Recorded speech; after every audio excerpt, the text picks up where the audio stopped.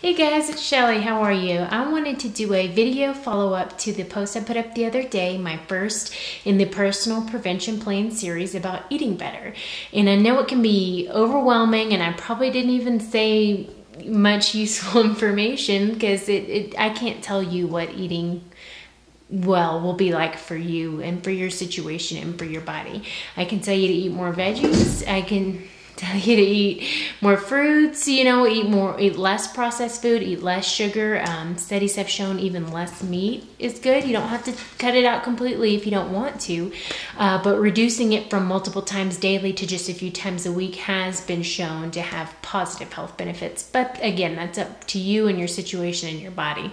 I think a good personal eating strategy or plan, I don't want to make it sound more complicated than it has to be, is to review all the information out there and pick and choose from each plan that's out there and create your own personalized diet, diet as a way of eating, not diet as I'm trying to lose weight.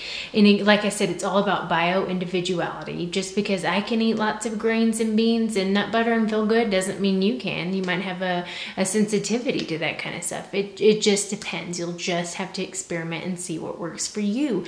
But in the meantime, I decided I wanted, I'd come back and share some of my favorite cookbooks that might help you. And then I'll also link to my favorite blogs, which I've linked to time and again, but I'll put those on this post for places to go that you can get a healthy recipe. And it doesn't matter if it's vegan or vegetarian or whatever. It's all around wholesome food. It's food that uses whole ingredients and doesn't use lots of processed foods or refined sugars like that. And overall, that's what you can strive for. Perfection is unattainable. It can't happen in today's world. So what you need to focus on is consistency. Everyday consistency over overall perfection is really what's going to add up and make you live the healthiest life and eat the best foods. Let's get this rolling now. Some of my favorites, Happy Herbivore. She also has a website, happyherbivore.com, and her third cookbook is going to be coming out this December. It's Happy Herbivore Abroad. This is her first one, and then she has Everyday Herbivore, which is some simpler meals that you can put on the table in no time. This was the first vegan cookbook I bought, and I saw it. It was on the January New Year's resolutions table at Barnes & Noble, but I picked it up, and I love it. There's a lot of meat substitutes and stuff in here, which I don't like, but overall she has some great recipes, so check her out, and her blog has free stuff. Healthy Tipping Point by Caitlin of healthytippingpoint.com. She's got some good suggestions on how to eat. She's a vegetarian, so she does have dairy and stuff, but this is also an overall good book to read, to try and, this is where I got the idea that it isn't about what you weigh, it's about your overall health, versus your vanity. How do you feel? Do you feel good? It doesn't matter what numbers on the scale, And I'm also in here, I don't know, oh, there I am.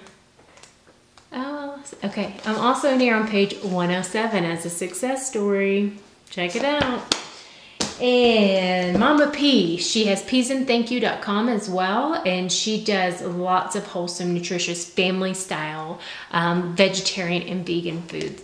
Love it. She's got some really good stuff in here, and she's just so funny and a wonderful storyteller. So her blog is peasandthankyou.com. I'll link to it below. This is a new one, Let Them Eat Vegan. I've seen so many good reviews for this book, and I don't want to be negative, but I hate when a book has extremely complicated recipes or long ingredients lists. But that being said, I have made some, and they are very good recipes. So, sorry, that's my phone. Maybe if you had more time, these would be good. But again, wholesome, plant-based foods. I have these books, Kristen Suzanne. I have a bunch of her little raw food books. So I've got soups, raw vegan chocolate. It's a staple. I've got a bunch of hers. I have a couple more salads and dressings. And this is a good starter, for raw foods. And especially if you get the soups or the salads and dressings, it's easy food that you have access to, nothing crazy. And everyone could use more fresh raw produce in their life.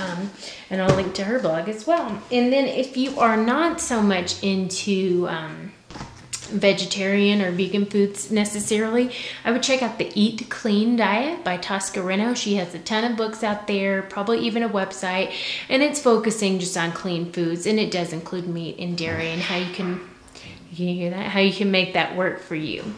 And if I were to recommend one and only one book about just opening your mind to the possibilities of what a healthy diet can do for you and for your body, I would recommend Crazy Sexy Diet by Kris Carr. This book changed my life. It introduced me to green juice and to green smoothies, taught me about balancing my pH. And I hate to call it a diet book. It's just a wealth of information. It's got so much in here.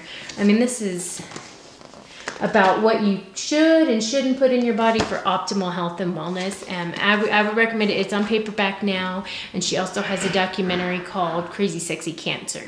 And then she just came out as well with Crazy Sexy Kitchen, which is a book more about recipes. The first one was more about information. This one's more about recipes based on her crazy sexy lifestyle is what she calls it. I just got it. I haven't got to make anything from it yet, but I looked through it and the photographs are beautiful and the recipes all sound really good, so I'm excited. But those are a few of my favorite resources. Again, if you only want to do one, this, I promise you, it will change your life. It'll change the way you look at food and think about it, and you really will be more conscious of what you put into your body. In a good way, in a very good way. It's not a scary, it's an eye-opening experience. And I went on for a lot longer than I thought, so that's it. Like I said, I'll link to some blogs below, and feel free to leave in the comments your favorite blog or your favorite book that you think embodies the healthy food, healthy living lifestyle. And don't forget, I also have a recipes page up top where you can find a bunch of good stuff too. At least I think it's good. Most of it's good. Some of it's not. Most of it is. That's it for now. All right, I'll be back later. Bye.